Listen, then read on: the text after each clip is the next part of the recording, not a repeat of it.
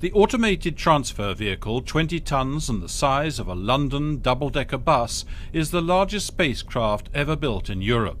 The unmanned vehicle will be used to ferry cargo to the International Space Station and to raise its orbit.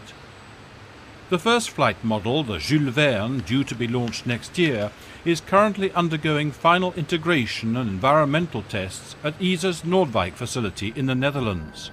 Its crucial navigation systems are simultaneously being qualified at an exceptional test centre in France. The facility, 100 kilometres west of Paris, the only one of its kind in the world, belongs to the country's defence procurement agency DGA. There, the ATV programme has been validating the rendezvous and docking technologies and software crucial given the human safety requirements. You cannot count on man on board to help solving problems, but you have to complexify enough to make sure you meet the safety requirements for manned spaceflight. And this is a real challenge that no other vehicles have had in the past. After using star trackers and GPS navigation to rendezvous with the station, the ATV will rely on newly developed sensor techniques for the final phase, analysing images of reflections of its laser beam on the target. A design approach with unprecedented levels of redundancy. You think about any two faults that could go wrong with a spacecraft at any time, and you have to be able to survive that, so that any two things, for example, a valve can block and one of your electronic boards goes wrong, but we still have to be completely safe and be able to do it and not endanger the astronauts at all. At one end of the facility, an industrial robotic arm was equipped with all the rendezvous and docking sensors carried by the ATV. The prime instrument, a video meter with its laser beam and associated optical sensors. Also present as a backup measure, a telegoniometer, a radar-like sensor to collect additional data. 300 meters away at the other end of the facility, a 120-ton mobile platform carried a full-scale version of the aft port of the space station module to which the ATV will mate. On it, the passive retroreflectors used by the laser beams. Each test run was conducted with rigorous safety measures. Engineers made the mobile platform move forwards towards the robotic arm, whilst the ATV laser beam pulsed towards its target and analysed the distance, the speed and angular data being returned by the retroreflectors. Each phase of the approach was also conducted with realistic conditions of solar illumination.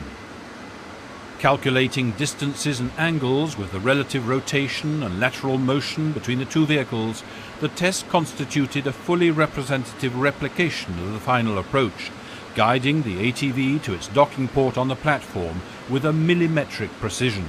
A real docking from the 250 or 280 meters away from the docking port up to the port, and it's directly contributing to the qualification of the system with real equipment, real flight sensors, exactly the same that will be flying on the ATV next year.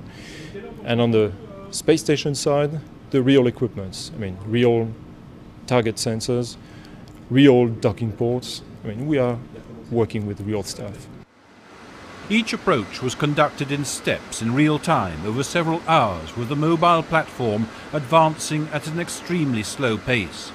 But for the engineers and the privileged visitors, these robotic tests had a magical, almost human aspect. You can see the lights bouncing off the reflectors on the back of the space station in a welcoming way to show we're coming down the right corridor. Obviously, when we're going to do it, we stop at various points. We'll stop at 20 meters away to make sure everything's all right, and then we go in a bit closer and stop again. In a way, it's like two people dancing, meeting on a dance floor, and then they come together at the end. For each ATV flight, a mission control center in Toulouse will monitor every phase, and astronauts in the station will have the ability to stop an abnormal approach. For the astronauts, it is very important that before a critical operation takes place in space, it has been demonstrated in real.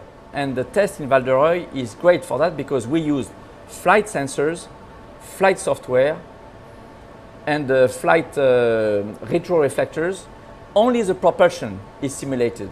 So for us, it gives a high confidence that the system will work on orbit properly. Europe's new capability to remotely rendezvous and dock spacecraft will serve not just with the space station. It opens the road for other space missions such as the in-orbit automatic assembly of large space structures and the return to Earth of planetary samples.